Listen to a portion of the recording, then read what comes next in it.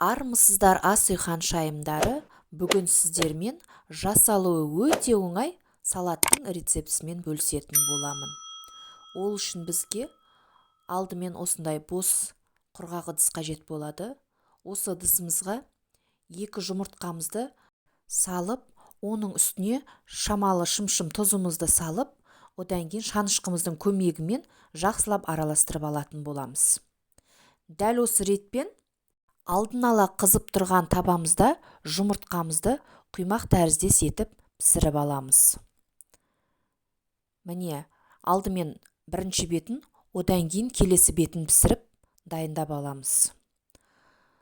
Дайын болған құймақ тәріздес жұмыртқаларымызды осылай рулет тәріздес етіп орап, одан кейін осылай жіңішке етіп, біркелкі етіп турап алатын боламыз.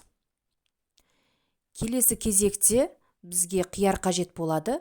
Қиярымызды да дәл осы ретпен, оны да теңдей 3 бөлікке бөліп, одан кейін ұзынша етіп, оны да турап алатын боламыз.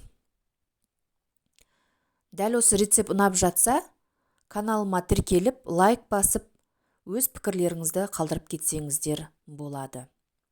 Рецепттің толық нұсқасын описание бөлімнен таба аласыздар. Ендігі кезекте бізге колбаса, яғни ысталған шұжық қажет болады. Шұжықтарымызды да дәл видеодағыдай оны да ұзынша етіп турап алатын боламыз. Ендігі кезекте барлық турап алғандарымызды ыдысымызға біріктіріп, үстіне шамалы тұзымызды дәміне қарай және де майонезімізді салып, қасығымыздың көмегімен біркелкі болғанша жақсылап араластырып аламыз. Дайын болған салатымызды өз қалауымызша безендіріп, дастарханымызға ұсынсақ болады. Видеоны өткізіп алмай, соңына дейін қарап, дәл осы рецепт түрімен сіздер де жасап көрсеңіздер болады. Назарларыңызға рахмет. Сіздермен болған Гүлнұр. Егер каналыма тіркелмеген болсаңыз, тіркеліп қоюды да ұмытпаңыз. Келесі видеода жолыққанша сау болыңыздар.